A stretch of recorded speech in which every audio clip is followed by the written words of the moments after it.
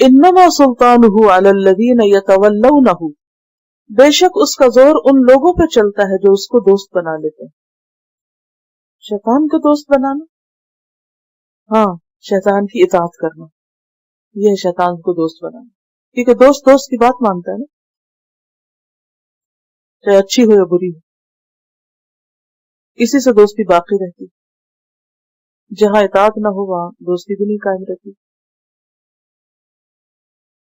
انما سلطانہ علی الذین یتولونہ، اس کا بس اور زور ان پہ چلتا ہے جو اس کو دوست رکھتے ہیں۔ اچھا، ہم میں سے ہر ایک کہتے نہیں مجھے تو بڑی نفرت ہے شیطان سے، میں تو کوئی شیطان کو دوست نہیں رکھتا، لیکن یہ معمہ بھی آپ کو خود حل کرنا ہے۔ کون سے ایسے کام ہیں جو اللہ نے منع کیے ہیں اور آپ پھر بھی کر رہے ہیں، اور آپ چھپ چھپ کے کرتے ہیں؟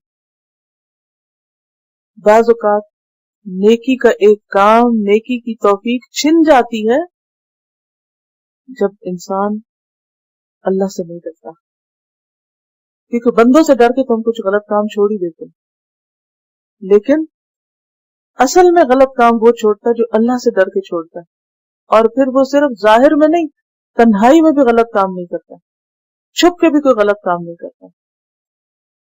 بعض اوقات ایک انسان کے پاس صلاحیت بھی ہوتی ہے، توفیق بھی ہوتی ہے اللہ کی، لیکن شیطان پھر بھی کہیں نہ کہیں اپنا کام کر جاتا ہے۔ وہ اس وقت ہوتا ہے جب ہم شیطان کے بہکاوے میں آ جاتے ہیں کسی بھی موڑ پہ۔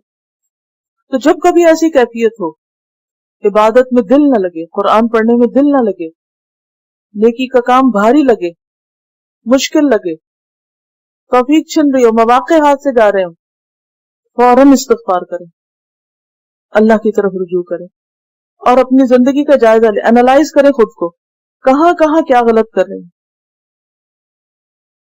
کیونکہ اللہ تعالیٰ نے خود ہی بیلنس قائم کر دیا۔ شیطان کی طرف جھکو گے تو کیسے ہو سکتا ہے کہ نیکی کے کاموں کی توفیق ہو؟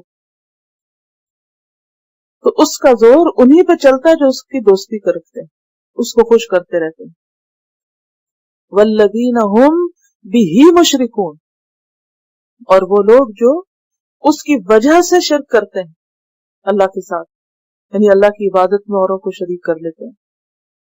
بے یہاں بوجہ کے معنوں میں آئے، بہ یعنی شیطان کی اغوا کی وجہ سے پھر وہ دوسروں کو اللہ کے ساتھ شریک کر لیتے ہیں، ورنہ تو شیطان کی چالیں بڑی کمزور ہیں، چاہے کتنی بھی زیادہ۔ ان کید الشیطان کان ضعیفا، بے شک شیطان کی چال بڑی کمزور ہے۔ سوچئے شیطان کن کاموں سے خوش ہوتا ہے؟ اللہ کے مخلص بندے پہچان جاتے ہیں، اذا مسهم طائف من الشیطان تذکروا فاذا هم مبصرون، کہ جب شیطان کا کوئی ڈالا ہوا کوئی خیال بھی آتا ہے ان کے دل میں، یعنی کوئی برا کام کرنے کی ٹیمپٹیشن ہوتی ہے، کوئی حرام کام کرنے کی، تذکروا ایک دم ہوش میں آ جاتے ہیں، نو یہ تو اللہ کو پسند ہے۔ آپ دیکھیے کہ گناہ ہے کیا؟ الاثم ما حاک فی نفسک، گناہ وہ جو تیرے دل میں کھٹکے، نمبر ایک کھٹک پڑ جاتی ہے، نو دس از رانگ۔ اور دوسری چیز، اور تمہیں یہ بات اچھی نہ لگے کہ لوگوں کو پتہ چل جائے، جو کام تم چھپ چھپ کے لوگوں سے کرتے ہو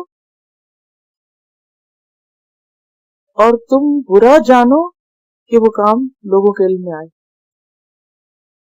مثلا ہم میں سے ہر ایک خود سوچ سکتا ہے کہ وہ کون سے کام ہے جو وہ کرتا ہے اور وہ لوگوں کے سامنے نہیں کر سکتا۔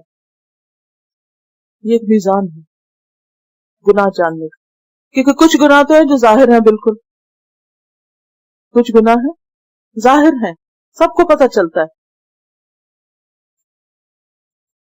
لیکن کچھ گناہ ایسے ہیں جن کے بارے میں ہم ڈبل مائنڈیڈ ہوتے ہیں، ڈاؤٹ فل ہوتے ہیں۔